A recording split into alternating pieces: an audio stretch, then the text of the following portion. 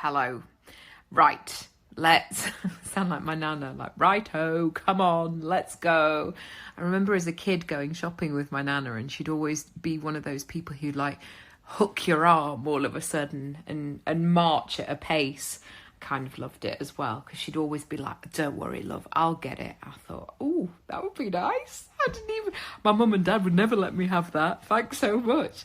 Okay, interview 85 with Sarah Gregory. She's a writer and she is a co-founder or original founder of Make Motherhood Diverse. Sarah is a mum of 4, and I caught her right at the stage of really setting things live, of really putting her thoughts to paper and becoming more visible. And that for me is such an exciting time when I get to speak to people right at that moment where things start to come to the surface. So I know that you'll get that energy from that episode. And hear all about it. Next, I'm talking to Mark, who is the founder of The Unconventionalists. And he talks about a lot of the things that I speak about: creating a personal brand, creating success on your terms. But I think it's always really important, and I've certainly found it over the years, to talk to people in your industry and to learn and to hear how people are sharing and what you can gain from that. So I know that you'll get lots from it too. Then I have a literary agent for you, who is Sophie Lambert. I met Sophie at an event and I was so delighted that she came and spoke on the podcast, because I know so many of you want to write books, and still the process of that is a little bit secretive, I would say. So she really goes into detail about some practical tips that will help you move forward. And then Annie Ross, who is the founder of Team 52. I met Annie when we did Stylist Live together. We were both speakers. And I love those chats that you have in the green room beforehand. And it often happens on set or in the theatre, where you just have a chat because you're both in that. And usually it's a chat where you go deep really quickly. There's something about getting ready to do something artistic or creative, or that puts you out of your comfort zone, that suddenly it's like, I'm cracked open, I'm vulnerable, ask me anything. And so that was a really lovely moment to have.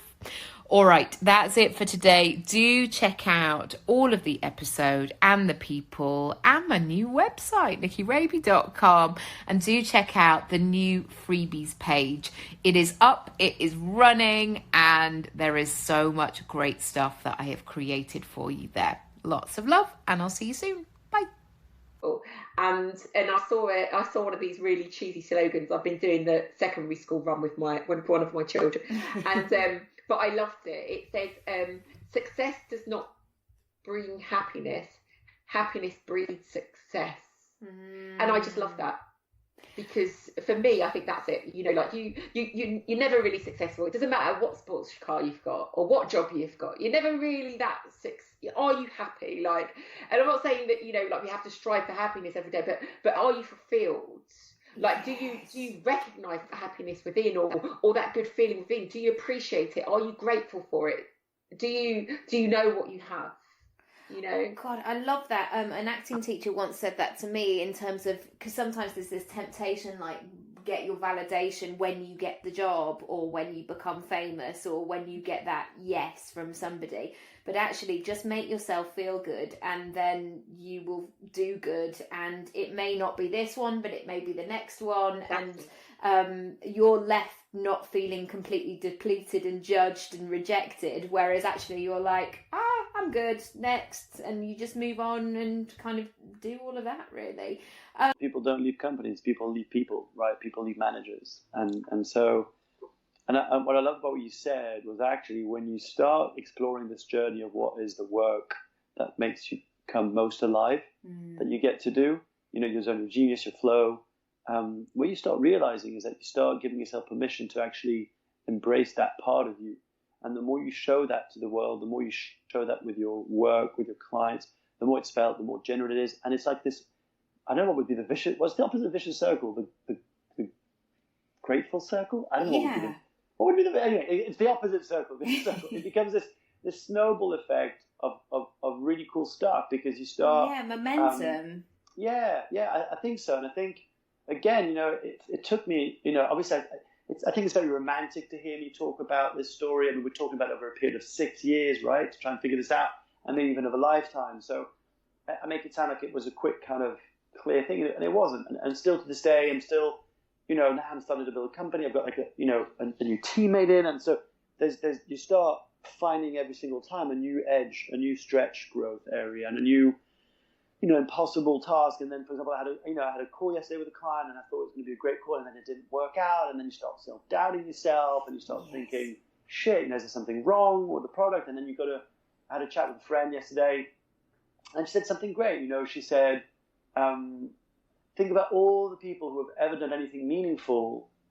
They all had to go through this period of having to prove the world that they saw something that the world wasn't yet ready to see, but was needed, or had created something that was not yet ready and yet will be. So there's this kind of this belief that you have to hold on to, that you're on the right track. If you believe in this, then this is needed, and eventually, and hopefully, I want to say, it will pay off. How has that been in terms of the changing of the landscape of everybody's now becoming a brand and a personal brand? How have books sort of supported that, or perhaps maybe got in the way? Or I'd love to hear your thoughts around there. So, I mean, I think first of all, it's probably important to say that I think something like only 10% of writers can make a living just writing. So the large proportion of the people I represent have another job or freelance or have another income stream, because generally speaking, it's not a lucrative career. I mean, it can be, but generally speaking, it's not. Obviously, the aim I have for all the authors I represent is that we're able to get them such great deals and to establish such great careers that they can then focus just on writing. But, realistically, what's changed, I think, the most is that with the demise of physical bookshops around the country, it's meant that lots of people buy their books online, and you just don't see the range that you would do if you went into a physical shop. Yeah. So discoverability is really challenging. And that continues to be the biggest issue for a new writer, is how does a prospective reader find you? In terms of the question you asked, I'm in business profiler stuff. I'm like creator, star, supporter. So I never run out of ideas. My problem is stopping the idea flow and getting stuff done. Got you. Yeah, I'm so similar. That's my problem, is actually stop moving forward and just sit where you are and dig in, kind of thing. So that's my obstacle. And I know but I've learned a lot in the last few years, that I just need to admit that that's not me in flow. But as a small business owner, where there are two of us who have founded this with 3 people supporting on the contributor side of things, I have to do the admin. I have to reconnect Stripe, whatever I had to do today. Yeah. And pay the web developer tonight, kind of thing. Yes. Which is great. To me, it's when you get in the right frame of mind, and I'm quite an energy flow person. As long as I know that's what I'm doing, it works. I try to bunch all my external calls into one afternoon, because then I'm in that state of mind. If I spread them out, I've learned the hard way by becoming master of my time that it doesn't work.